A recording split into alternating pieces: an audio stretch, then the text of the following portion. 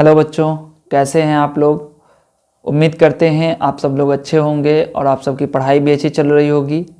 आज की वीडियो में हम लोग पढ़ने वाले हैं ठोस आकृतियों का चित्रण, यानी कि मैपिंग ऑफ सॉलिड शेप्स।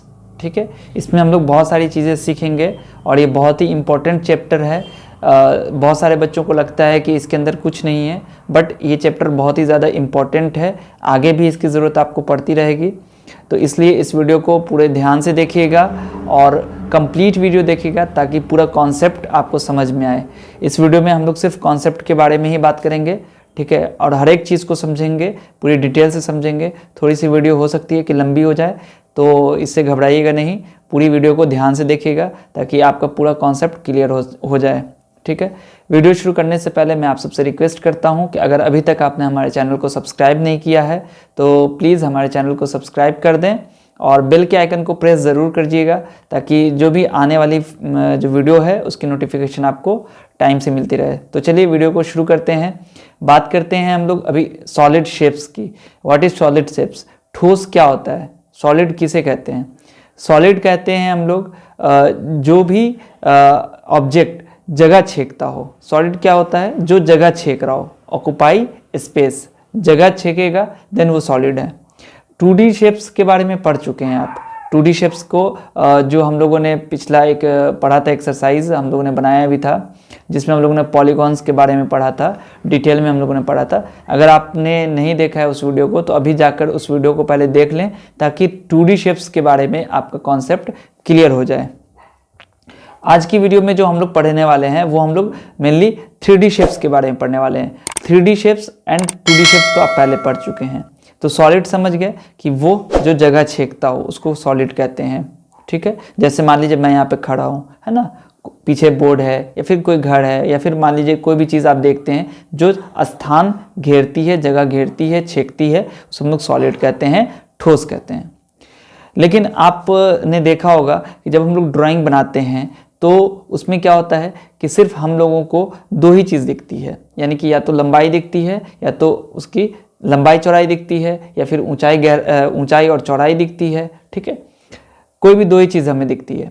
तो जब हमें किसी भी डायग्राम में दो ही डायमेंशन नज़र आता हो तो उसको हम लोग 2D शेप्स कहते हैं। ठीक है, जिसमें हमें सिर्फ दो ही डायमेंशन पता चलता हो। ठीक है, जैसे मैं आपको दिखाता हूँ, यहाँ पर देखिए, जैसे कि ये चतुर्भुज है। चतुर्भुज क्या है? क्वाड्रिलेटरल कहते हैं इंग्लिश में। देखिए यहाँ पर क्या है, या तो इसकी लंबाई चौड़ाई पता चल रही है। ठीक है, आप ट्रायंगल को देख लीजिए, यहाँ पर भी आपको ये इसकी जो विड्थ है वो पता चल रही है और कितना ये डीप है या कितनी इसकी हाइट है वो पता चल रही है। सर्किल में भी वैसे ही आपको पता चल रहा है। क्वाड्रिलेटरल, रेक्टेंगल, स्क्वायर, जो भी चीज़ आप बनाते हैं, रोम्बस, सब में आप देखेंगे लंबाई चौड़ाई आपको दो चीज़ पता चलती है।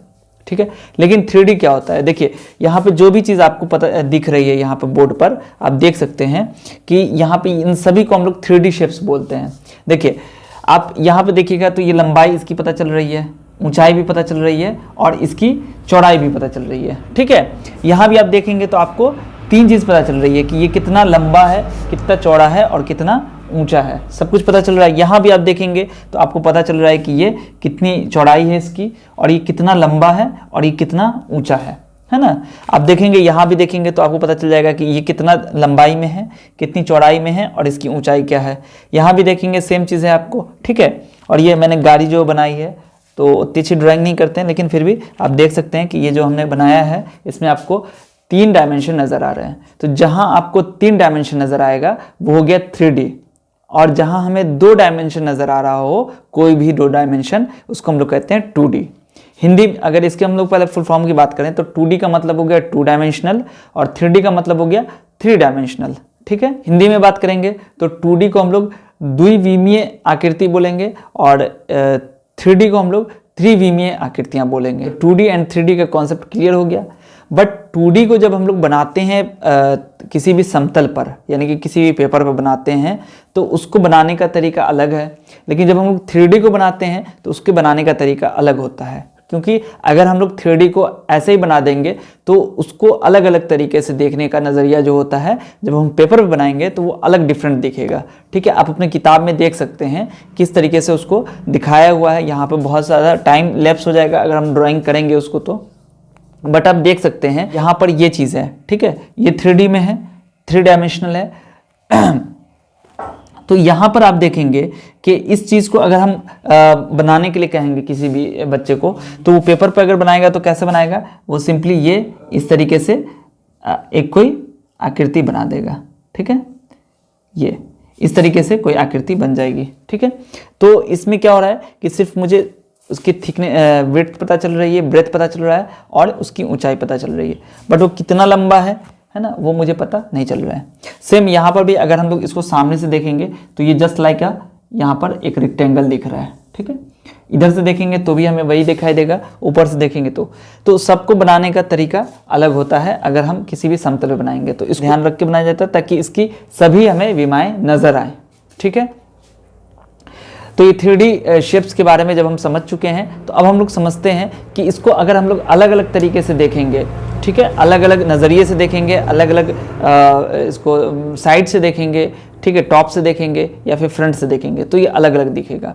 जैसे आप देखिए ये मेरे हाथ में मार्कर है, अगर मैं इसको सिंपल ऐसे रखता हूँ तो ये एक आपको इस तरीके से सिलेंड्रिकल दिखेगा। ठीक है, बट अगर मैं आपको इस तरीके देता हूं तो क्या होगा, ये आपको सिर्फ और सिर्फ एक सर्कुलर पार्ट नजर आ रहा है। ठीक है, ये पीछे का पार्ट आपको नहीं दिखेगा। ठीक है, अगर मैं आपको इस तरीके से कर देता हूं तो फिर आपको ये दिखेगा। ठीक है, तो मतलब ये हुआ कि आप अगर इसको ऐसे करते हैं तो ये दिखता है, ऐसे कर देते हैं तो ये दिखता है, साइड से देखेंगे अगर तो इसका कुछ अलग पार्ट दिखेगा। तो इसका मतलब हुआ कि हम लोग इसको फ्रंट से देखते हैं, टॉप से देखेंगे या फिर साइड से, तो तीनों लुक हमें अलग अलग नजर आएगा। ठीक है, तो हम लोगों ने देखा यहाँ पर, जैसे फॉर एग्जांपल इसको हम लेते हैं तो मान लीजिए इसका ये फ्रंट है, ये मान लीजिए फ्रंट है। ठीक है, तो फ्रंट से अगर हम लोग देखेंगे तो उसका ये पार्ट दिखेगा, ये वाला पार्ट जो है। ठीक है, तो ये पार्ट हमें इस तरीके से दिखेगा।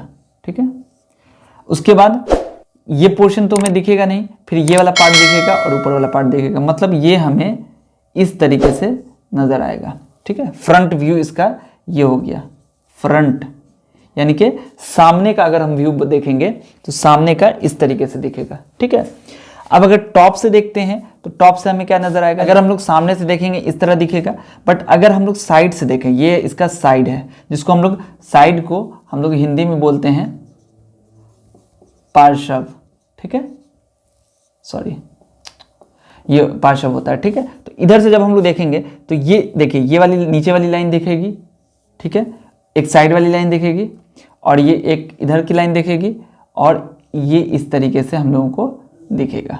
ठीक है, अगर आप इस लाइनिंग को भी देखेंगे तो ये इस तरीके से दिखेगा। ठीक है, तो ये हो गया आपका साइड व्यू। टॉप से देखेंगे तो कैसा दिखेगा, टॉप से देखने पर ये आपको ये वाला पार्ट दिखेगा और ये वाला पार्ट दिखेगा, ये आपका हो गया टॉप व्यू। यानी कि साइड से, टॉप से, फ्रंट से हमें देखने पर अलग अलग इसके शेप्स बनेंगे। ठीक है, इन चीज़ों को मिलाकर आप इस तरीके से एक ऑब्जेक्ट भी बना सकते हैं। ठीक, अब हम लोग एक और टॉपिक है इसमें, ये जब हम लोगों ने 2D 3D के बारे में सीख लिया, ठीक है, इसके अलग अलग दृश्य के बारे में सीख लिया। ठीक है, तो अब हम लोग चलते हैं चित्र और नक्शा, यानी कि जो पिक्चर होती है और एक नक्शा होता है, तो इन दोनों में क्या फ़र्क होता है। देखिए, चित्र क्या होता है, जैसे मान लीजिए अगर हम किसी भी चीज़ की पेंटिंग बनाते हैं तो पेंटिंग बनाने के वक्त हम लोग अपने हिसाब से देखते हैं कि मुझे कौन सी चीज़ ज़रूरी लग रही है, उसको हमने दिखा दिया, कौन सी चीज़ गैर ज़रूरी लग रही है तो उसको हमने छोड़ दिया। ठीक है, और इसमें हम लोग क्या करते हैं कि कोई भी इसमें हम लोग शेप साइज़ का ख्याल नहीं रखते हैं। ठीक है, कोई साइज़ कहीं पे कोई चीज़ का हमने जो भी हमने वहाँ पे ऑब्जेक्ट दिखाया है, हो सकता है उसका साइज़ कुछ बड़ा हो, कुछ छोटा हो। ठीक है, लेकिन जब हम लोग मैप बनाते हैं तो मैप में हर एक चीज़ जो उसमें डालनी है वो मैंडेटरी होती है। वो कोई ऐसा नहीं है कि अगर मैं बनाऊंगा तो नक्शे में किसी चीज़ को छोड़ दूं और कोई दूसरा बनाए तो उस चीज़ को ऐड कर दे, या वो कुछ छोड़ दे हम कुछ ऐड कर दें, ऐसा नहीं है। मैप में सभी चीज़ें जो भी उसमें दिखाई जाती हैं वो एकदम मैंडेटरी होती है और सभी को वैसे ही बनाना है। ये नहीं कि अलग अलग नज़रिए से देख रहा है तो अलग अलग मैप हो सकता है, नहीं, पिक्चर एक अलग अलग हो सकती है बट मैप एक ही होगा।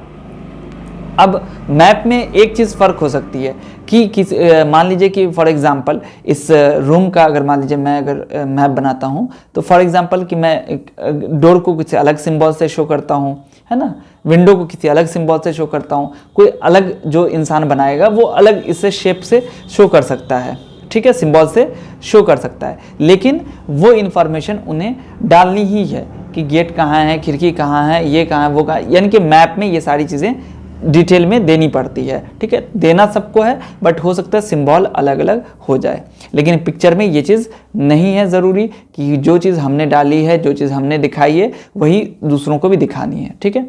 अब मैप में एक बहुत ही इंपॉर्टेंट चीज़ आता है जिसको हम लोग बोलते हैं पैमाना, यानी कि स्केल। आपने पिछली वीडियो अगर देखी होगी मेरी तो मैंने उसमें बताया है पैमाना क्या होता है, उससे रिलेटेड प्रॉब्लम को भी हमने सॉल्व किया था, बट आपको मैं यहाँ पर बता देता हूँ कि पैमाना क्या होता है।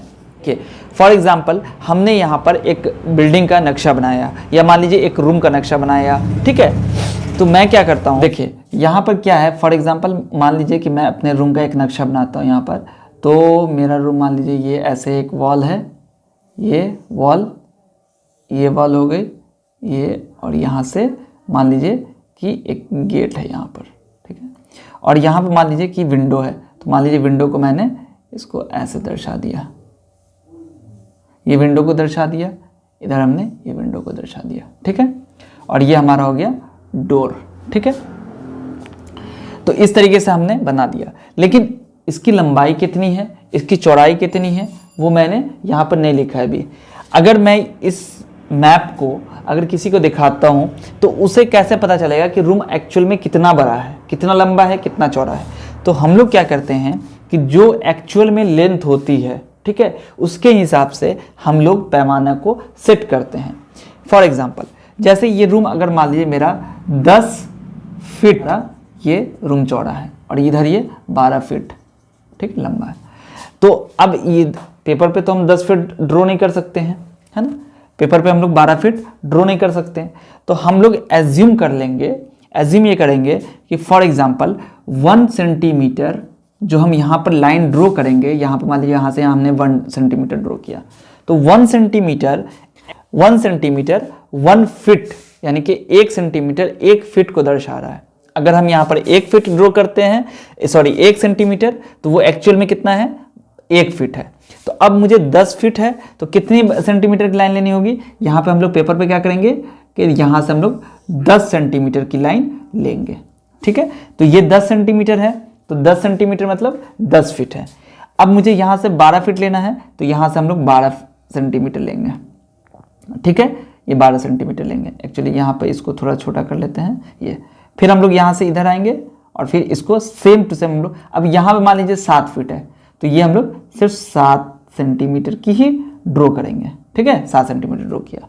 तो इस तरीके से हम लोग क्या करते हैं, मैप को हम लोग तैयार करते हैं। उसमें हम लोग स्केल का बहुत ही ज़्यादा ध्यान रखते हैं और स्केल पे ही हम लोग मैप बनाते हैं। पैमाना जिसको हिंदी में बोलते हैं, पैमाना समझ में आ गया क्या होता है कि जो मैप पर ड्राइंग हमने बनाई है, तो मैप पर जो हमने लेंथ लिया है, किसी भी चीज़ की लंबाई ली है, एक्चुअल में जो लंबाई है उन दोनों का रेशियो क्या है, ठीक है, समझ में आ गया। अब बढ़ते हैं हम लोग आगे।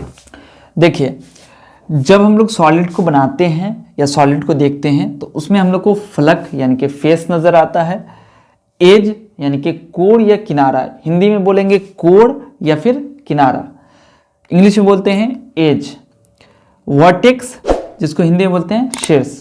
तो हमें 3 चीज़ उसमें मिलती है, कौन कौन है, फेस, एज और वर्टेक्स, फलक, कोण या किनारा या फिर शीर्ष, 3 चीज़ मिलता है। अब यहाँ पे हमने जो सॉलिड्स बनाया है इसके अंदर हम लोग देखते हैं कि फेस क्या है और एज क्या है और वर्टेक्स क्या है। जैसे ये बॉक्स मेरे पास, अब इस बॉक्स में देखिएगा ये फेस हुआ, ये फेस हुआ, ये फेस हो गया, ये सब इसके फेसेस हो गए, ठीक है, तो ये फेसेस हो गए। लेकिन एज क्या होता है, एज कहते हैं एक लाइन को, जो एक लाइन होती है उसको हम लोग एज बोलते हैं, ठीक है। और वर्टेक्स क्या होता है, एक पॉइंट होता है, कॉर्नर होता है, ठीक है। अब आप देखेंगे कि यहां पर देखिए ये मैंने एक क्यूब बनाया है और एक क्यूबॉइड बनाया है, इसमें फेस कितने हो गए, आपको मैंने अभी दिखाया बॉक्स में कि इसमें 1 2 3 4 चार तरफ से 4 फेस हो गए, एक नीचे का और एक ऊपर का, 6 फेस हो गया। तो यानी कि इसमें क्यूब की अगर बात करते हैं, क्यूब और फिर या फिर क्यूबॉइड की बात करेंगे तो उसके अंदर हमें फेस 6 नजर आता है। अब एज क्या होता है? एज जो ये लाइन आपको दिख रही है, ये लाइन, इसको हम लोग एज बोलते हैं। एज कब बनता है? जब दो फेस इंटरसेक्ट करते हैं या मिलते हैं। जब दो फेस, दो फलक मिलेगा तब एज बनता है। जैसे यहां पर आप देखेंगे कि ये जो फेस है, ये वाला फेस, इस फेस के साथ जब ये फेस आके मिल रहा है तो एक लाइन बन रही है। ये जो लाइन है इसी को हम लोग कहते हैं एज। ठीक है, अब अगर गिनती करोगे तो यहां पर नजर आएगा कि 1 2 3 4, 4 एज ऊपर में हो गए, 5 6 7 8, 4 4 हो गए 8, 9 10 11 12, 12 एज हो गए। यहां भी आप देखेंगे तो आपको नजर आएगा कि देखिए ये एक फेस है और ये एक फेस है, एक लाइन यहां पर मिल रही है, दोनों एक लाइन पर मिल रहा है। ठीक है, आप लाइन को भी काउंट कर सकते हो, 1 2 3 4 5 6 है ना, 7 8, 8 हो गया, 1 2 3 4 5 6 7 8 9, 9 हो गया, सॉरी 9।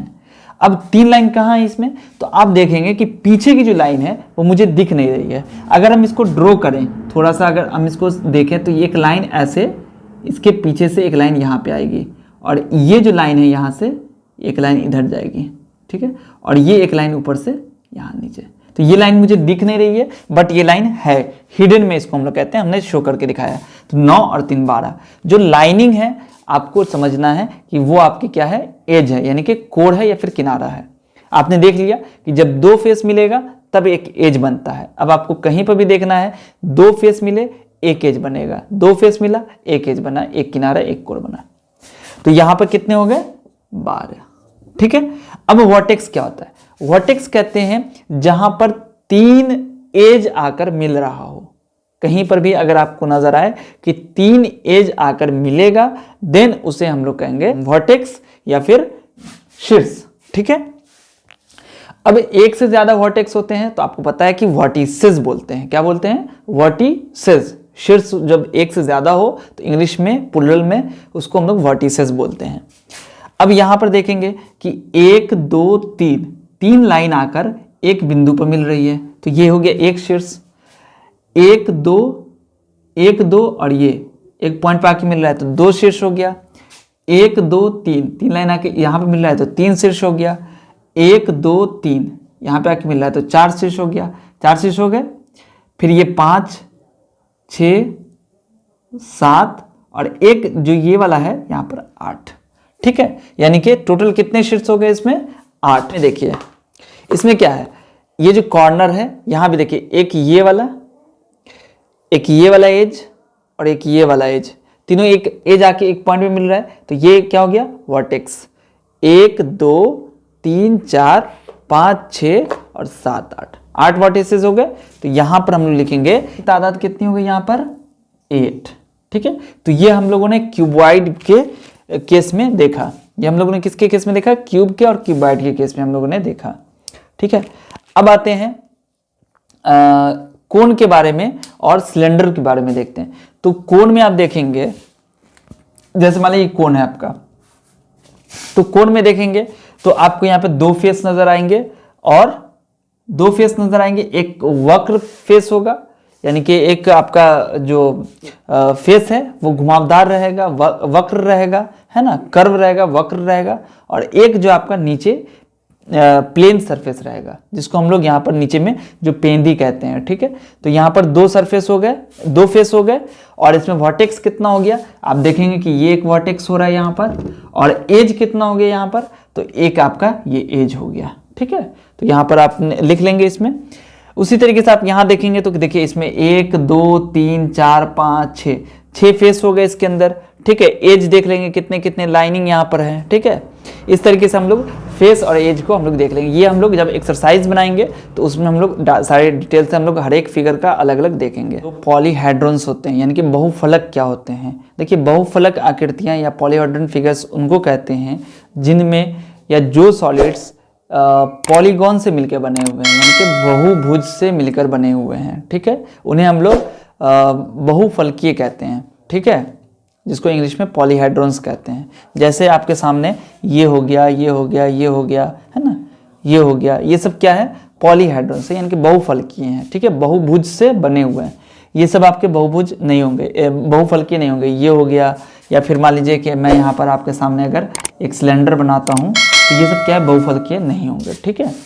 बहुफलक में एक आपको होगा उत्तल बहुफलक, यानी कि और एक होगा अवतल, ठीक है। तो उत्तल और अवतल जो हमने आपको बताया था पॉलीगॉन वाले चैप्टर में, सेम वही कंसेप्ट यहाँ पर है कि जो उत्तल बहुभुज से बन रहा होगा सॉलिड, उसको हम लोग कहेंगे उत्तल बहुफलक, और जो हमारा अवतल बहुभुज से बन रहा होगा, है ना, उसको हम लोग कहेंगे अवतल बहुफलक, ठीक है। तो जो कॉनकेव पॉलीगॉन से मिलकर बनेगा उसको हम लोग बोलेंगे कॉनकेव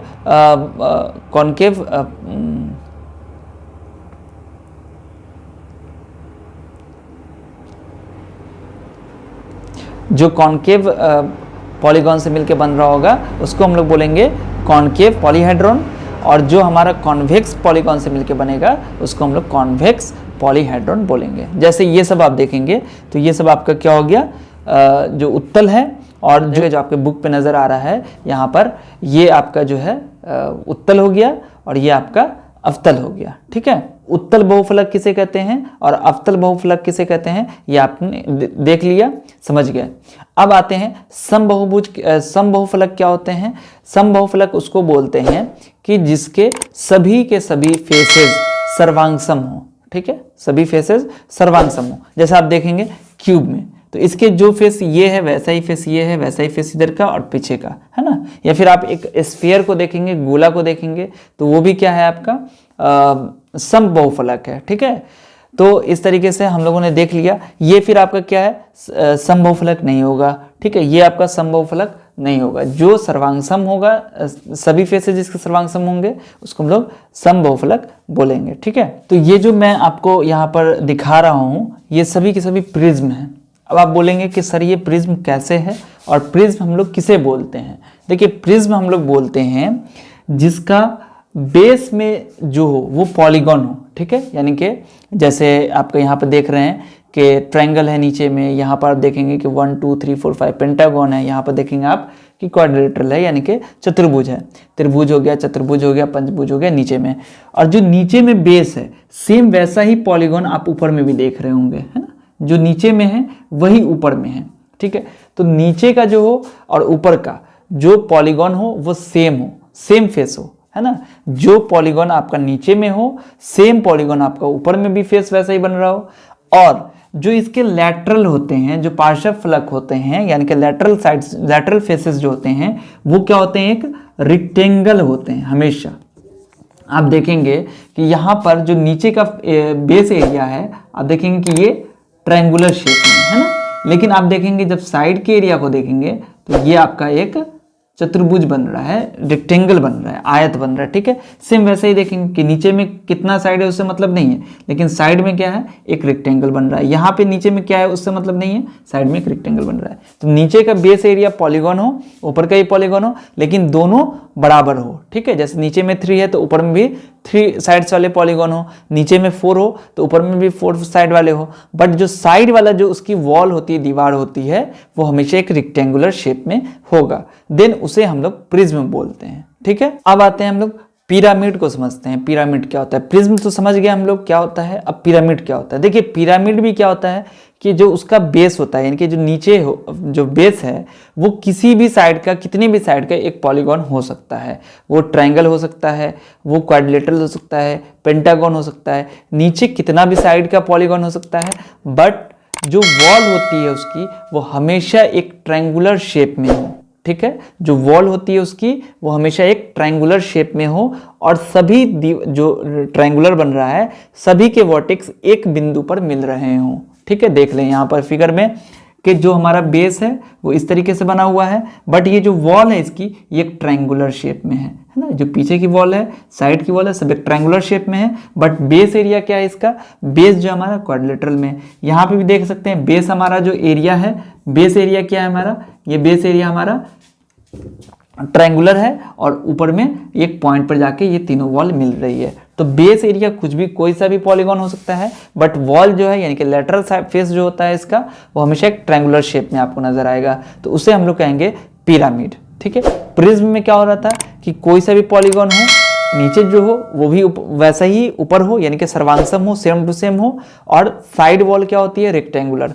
बट पिरामिड के केस में क्या होता है कि नीचे जो होगा आपका कोई सा भी पॉलीगॉन हो उससे कोई मतलब नहीं है, बट साइड वॉल हमेशा इसकी क्या है, एक ट्रायंगुलर शेप में होगी और सभी एक पॉइंट पर जाके मिल रहे होंगे। ठीक है, आप इसको ऐसे भी समझ सकते हैं कि मान लीजिए कि यहां पर हमने कोई एक पॉलीगॉन बना लिया यहां पर, ठीक है, और इसमें हमने कोई पॉइंट कर दिया ऊपर में।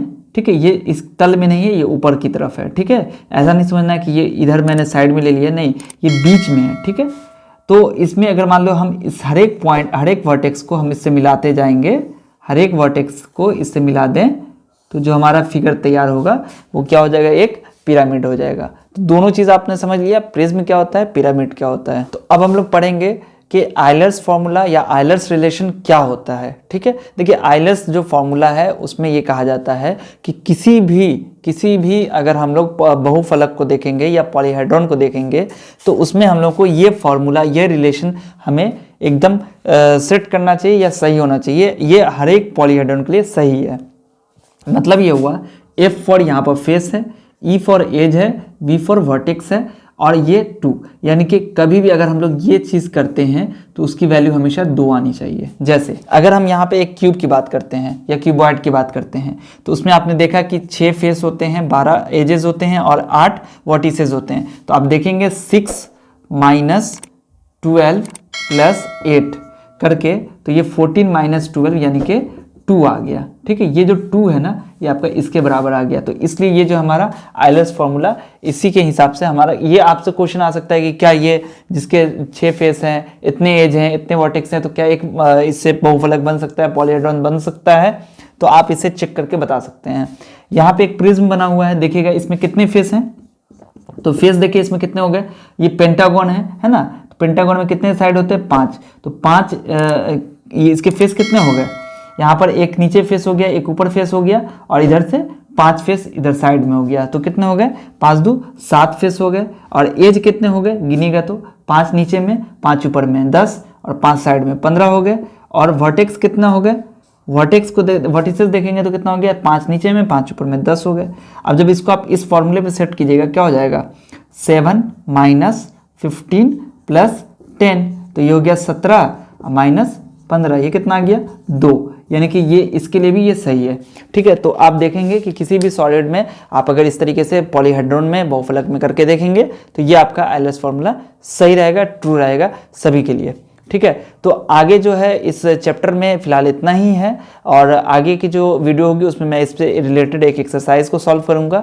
ठीक है, अगर इस कॉन्सेप्ट को समझने में आपको कहीं पे कोई प्रॉब्लम है, कोई दिक्कत अगर है, तो आप मुझसे कमेंट सेक्शन में ज़रूर पूछ लीजिएगा। और मुझे फेसबुक और इंस्टाग्राम पर भी फॉलो कीजिए, वहाँ पर भी आप मुझसे कोई भी डाउट्स पूछ सकते हैं, वहाँ पर फॉलो कीजिए। और इस वीडियो को अपने दोस्तों के साथ शेयर कीजिए, ज़्यादा से ज़्यादा शेयर कीजिए। ठीक है, और वीडियो अगर अच्छी लगी है तो इसे लाइक करके और चैनल को सब्सक्राइब कर दीजिए। बेल आइकन को ज़रूर क्लिक कीजिएगा ताकि जो भी आने वाली नोटिफिकेशन हो, जो आने वाली वीडियो है उसकी नोटिफिकेशन मिलती रहे। बेल आइकन को क्लिक करते वक्त ऑल नोटिफिकेशन पर ज़रूर क्लिक कीजिएगा ताकि सभी वीडियो की नोटिफिकेशन आपको मिलती रहे। ठीक है, तो मिलते हैं फिर आपसे अगली वीडियो में, तब तक अपना ख्याल रखिए। वीडियो देखने के लिए आप सभी का बहुत बहुत शुक्रिया।